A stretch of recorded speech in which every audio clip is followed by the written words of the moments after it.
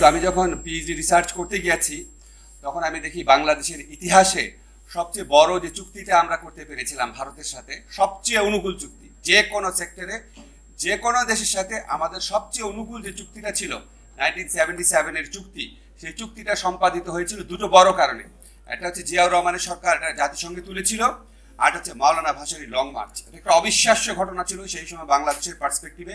এত মানুষ নিয়ে এত দীর্ঘ লং মার্চ উনি করেছিলেন, এটা তৎকালীন ভারতীয় সরকারের উপর প্রচন্ড প্রেশার ক্রিয়েট করেছিল। এবং আমি বলি যে আমাদের ইতিহাসে সবচেয়ে অনুকূল একটা চুক্তি, যে গঙ্গা নদীতে যে পানি থাকুক না কেন, উত্তরপ্রদেশ আর বিহার থেকে ভারত যে পরিমাণই পানি নিক না কেন, ওইটা আমার দেখার বিষয় না, আমাকে মিনিমাম প্রায় 35,000 কিউসেকের মতো পানি দিতে হবে। এই চুক্তি করতে ভারত বাধ্য হয়েছিল। তো আমরা একটা জিনিস দেখি যে উনার যে দেশপ্রেম, উনার যে সততা, উনার যে ত্যাগ এবং উনার যে ডেডিকেশন, এটা কোনো তুলনা হয় না। আমি এখানে এসছি একটা অন্যতম কারণ হচ্ছে মাওলানা ভাসানীর প্রতি আমার শ্রদ্ধাবোধ। কারণ আমি যখন ওনার ছবি দেখি আমার কাছে খুব অবাক লাগে যে এইরকম জীবনযাপন একটা এত বড় একটা নেতার পক্ষে যাপন করা সম্ভব। একটা দিনহীন জীবনযাপন করেছেন উনি, একদম গণমানুষের মতো জীবনযাপন করেছেন। উনার কাপড় চোপড়, উনার থাকার কুড়ে ঘর, উনার নিজে রান্না করার ছবি আমরা অনেক দেখি। আর আমরা যখন এর পাশাপাশি এখনকার ছাত্র নেতাদের 10 কোটি টাকার গাড়িতে ঘুরতে দেখি, তখন ভাবি যে আসলে আমাদের কাকে প্রজেক্ট করা উচিত ছিল এবং আমরা দেশকে কোথায় নিয়ে যাচ্ছি।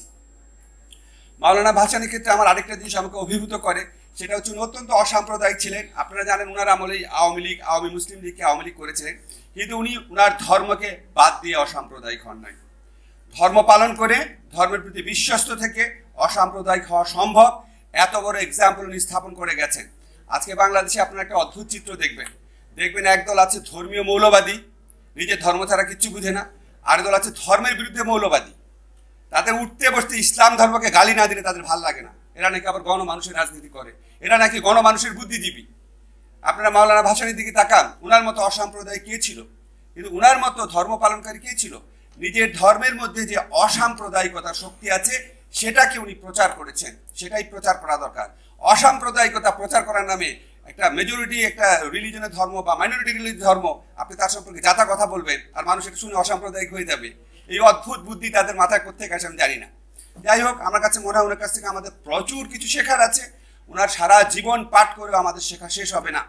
এবং আমার কাছে দুঃখ লাগে ওনাকে আজকে কতটা অপ্রাসঙ্গিক বানিয়ে দেওয়ার চেষ্টা করা হচ্ছে। আমাদেরকে মনে হয় যেন পুরা বাংলাদেশটা স্বাধীন হয়েছে একজন ব্যক্তি, সবই উনি করেছেন। কিন্তু সম্ভব না। এত বড় একটা পাকিস্তানি আর্মি বর্বর বাহিনীর বিরুদ্ধে যুদ্ধ করে দেশজয়, এত বছরের সংগ্রাম, 48 সন থেকে 71 সন পর্যন্ত, এখানে বহু মানুষের অবিস্মরণীয় কীর্তি ছিল। একজনকে বড় করতে গিয়ে সমস্ত কীর্তি মুছে ফেলতে হবে, এবং এই জন্য তো ওই একজনকে মুছে ফেলার চেষ্টা অন্যরা করে। এই জঘন্য সংকীর্ণ মনোভাব থেকে আমাদের বের হয়ে আসতে হবে। আমাদের সামনে ন্যাশনাল আইডলের নাকি অভাব আছে। আরে মাওলানা ভাসানী থাকতে আর কোনো আইডল লাগে নাকি?